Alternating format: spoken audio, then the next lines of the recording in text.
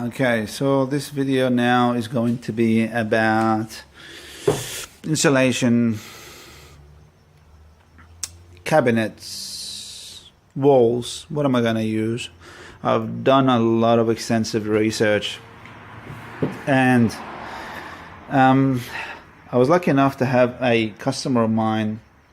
I'm in IT, by the way, so forgive me for the bad quality work that I'm going to be doing in the next few videos. But anyway, I got a customer of mine that does kitchens, and he told me about a product I'm going to show you right now, and he gave me a sample of it. This guy here.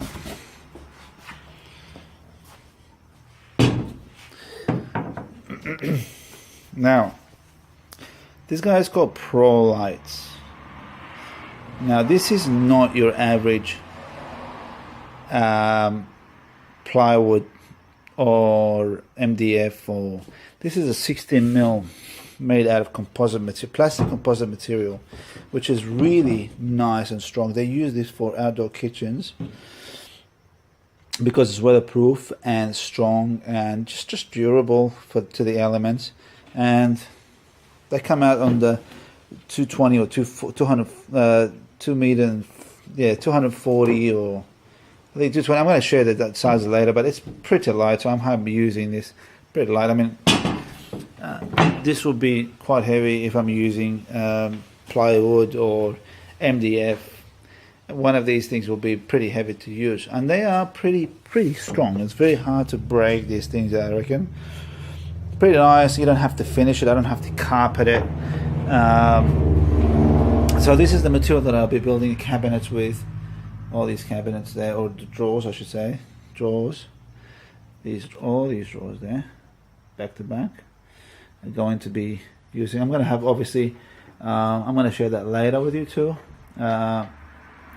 These are long runners. It's going to be about 1 meter or 90, I think 90 centimeters runners. Nice. I have to be heavy duty as well because you're going to be hanging out of the van. Just imagine if you're hanging out about 1 meter. You know, with a lot of stuff in the toolbox or those drawer, you need something to support it. Obviously, they're going to be obviously also supported to the floor or the forced floor that I'm going to have. And here the same thing. So the kitchen material is going to be built with this Pro Light business. I've done some research. They're about in the same sort of size sheet. You'll be getting about, you're shaving about 9 or 10 kilograms of the weight. You might think that's not a lot, but just remember these, after a trip, my kitchen and the fridge, they need to come off because I need to use this for the rest of the work. So I need to find a way to build this platform that is detachable weekdays and just connect it back when I want to travel, put my fridge on and put my kitchen on it, and away I go. Everything else will stay the same. Nothing's going to change. My badges will still there. All my electricals will be there. I just want these two things because I want this space here, this space to be free. This area there, I want it to be free. I want it to have a space where I can do some work, put some computers, copiers, God knows what I want to put in there. I don't want to be moving these drawers. I really don't want to move them unless I really have to, you know, because you know, it's a little bit of work. And they're also going to be lighter. I'll be able to carry this on my own. And the guy said to me, you're looking at a 10-15 kilogram drawer, which is a lot lighter than plywood, you know, so I can carry it on my own. I want to detach them and I move it. I wanted something with more flexibility. Now, what I'm going to use on the wall is what I believe I'm not sure yet what I'm going to be using because I need to insulate it first and see what it will look like after it's finished. So I need to look at it. Let me get a drink because my throat is hurting. Okay.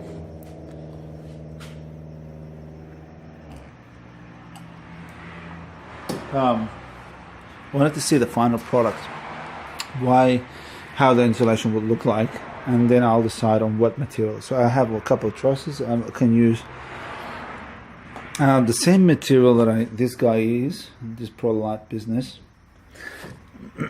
Now, this Pro Light is plastic composite material. It's new, it's relatively new. It's a couple of years old in the market, but it makes wonders. It's pretty strong, light. You know, if I go for the 8, I believe I've seen there's 8 or 10 mil thick pieces of these sheets. I might be able to go on that and just finish it up and not having to worry about the you know, putting a carpet on MDF and the weight of the MDF and the rest of it. This is strong. I can drill on it, I can cut it, and I can do everything like you would do with MDF. Exactly the same. You can shape it, you can rotary, using a rotary machine. You can use anything on this like you would use an MDF.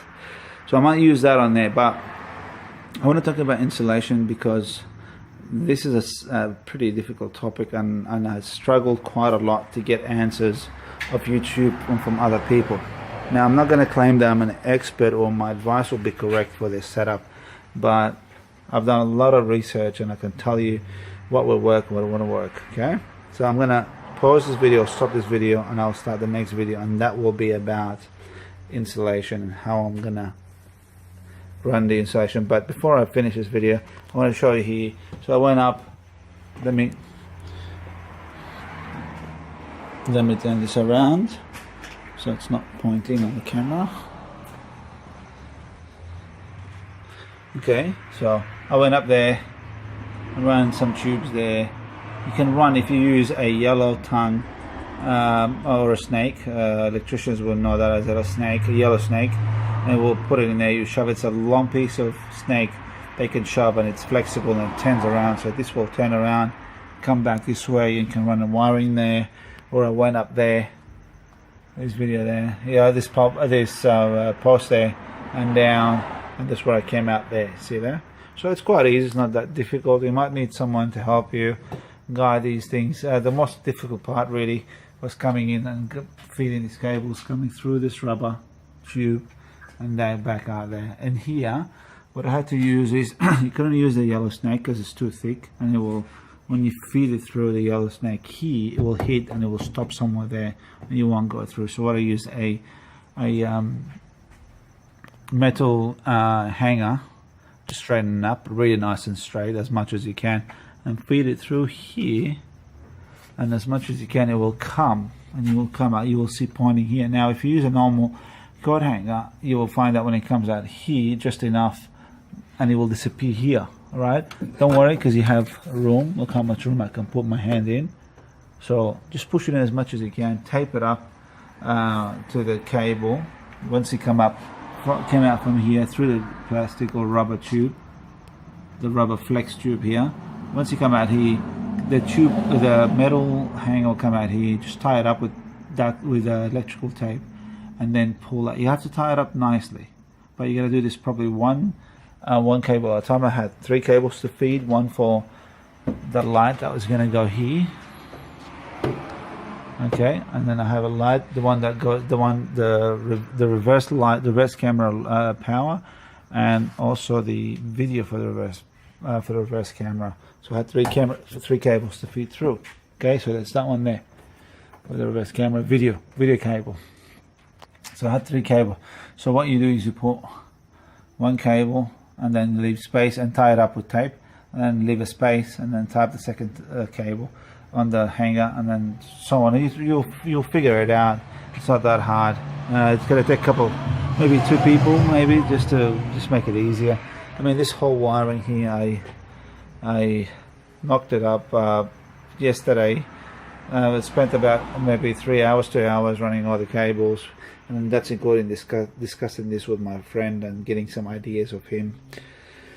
So it's not that hard so far, but I know there's a lot more challenges to come, and the challenge will be the batteries, the connectors for the batteries, and so on and so on. So I'm going to stop now. I'm going to talk about the insulation next and why I chose the way I'm going to do the insulation. So I'll see you next time. If you like the video so far, please share and subscribe and encourage me to do this, because I'm very well known to start a project and never finish it. Really, guys, I'm not joking. So many projects that I've started, you should see my backyard. It's halfway done. So, you know, a bit of encouragement would be nice. So let's do it. Thumbs up.